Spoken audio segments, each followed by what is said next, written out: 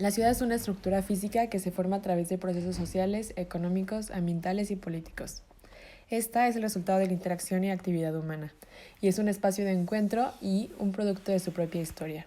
Es evolutiva y está en constante cambio. Se podría decir que entonces la ciudad está viva.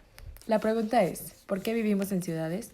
A lo largo del tiempo, el ser humano ha tenido la necesidad de agruparse con otro como parte de su propia naturaleza, para encontrar posibilidades de crecimiento a través de intereses compartidos que los incentivan a cooperar y han buscado un espacio de competencia que estimule la creatividad y el desarrollo. A lo largo de este video se explicarán las principales características y fundamentos que condicionaron el desarrollo y la evolución de las ciudades en distintos periodos históricos que se muestran a continuación. También es importante recalcar algunas de las características que mencionan ciertos autores que debe tener una sociedad para considerarse urbana.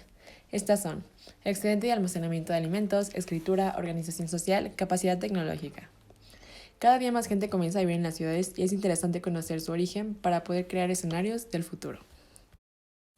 Comenzando por la prehistoria tenemos el Paleolítico, que se caracteriza por el nomadismo, la caza y la recolección de alimentos. Pero realmente las comunidades preurbanas comienzan en el Neolítico, el cual comienza la agricultura y la domesticación de animales en el año 8000 a.C. Algunas de sus características son la existencia de fortificaciones, el tamaño y la densidad de la población. Un ejemplo es Jericó, que se considera la ciudad más antigua en la historia de la humanidad.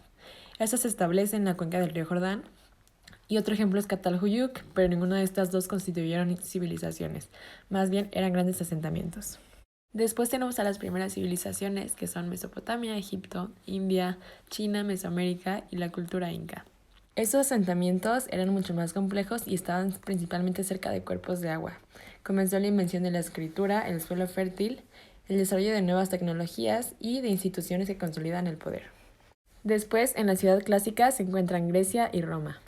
En Grecia clásica se consolida la polis, una estructura física y social muy innovadora y capaz de proyectar acciones y conceptos modernizadores.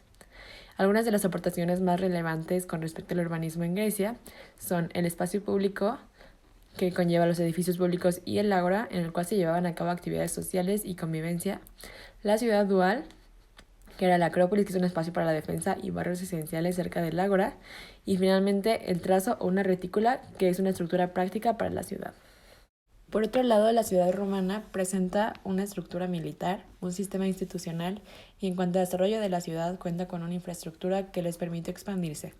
Estos son caminos, puentes, acueductos, cloacas y monumentos. Todo esto le permite llegar a 1 millón de habitantes. Y también contó con el espacio público como Pompeya y el Coliseo y el uso de la retícula. Continuando con la ciudad medieval, tenemos que tras la caída del Imperio Romano comenzó un periodo de crisis en las regiones antes controladas por los romanos. En esa etapa se manifestó un resurgimiento de las ciudades en Europa medieval y se contaba con ciudades con poblaciones muy pequeñas. Algunos elementos en torno al urbanismo son las murallas, que eran importantes en cuestiones de seguridad y estructura, las calles, las plazas y el perfil urbano o skyline, que era un símbolo de poder y un instrumento de vigilancia. En el urbanismo renacentista, Florencia fue campo de cultivo para las transformaciones urbanas, ya que se decide comenzar con obras públicas.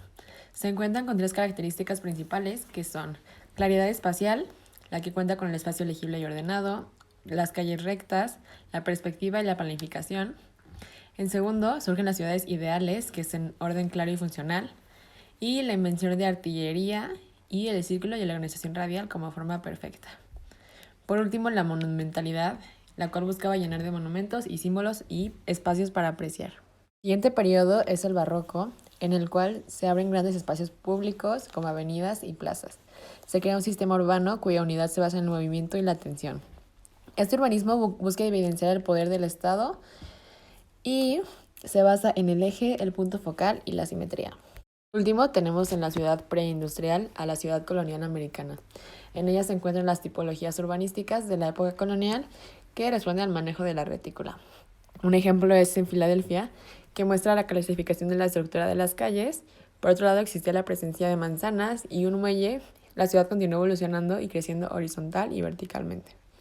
Como conclusión, puedo decir que a lo largo de este video pude observar desde el principio de los tiempos el comportamiento del ser humano y su necesidad de crear ciudad y, más que eso, una comunidad donde la gente intercambie bienes, tenga los servicios y la infraestructura suficiente y sobre todo que poco a poco fuera disfrutando del espacio público. Este recorrido me ayudó a identificar las características de las ciudades y las necesidades de los ciudadanos. Es importante revisar y estudiar el pasado y aprender las estrategias, planes o ideas para de alguna manera lograr hoy en día una ciudad mejor, más ordenada y sobre todo más equitativa. En un futuro como urbanista podremos con esta información ver las tendencias de población, densidad o cambios en la ciudad, que nos permitirán crear escenarios posibles o poder visualizar cómo será la ciudad del futuro.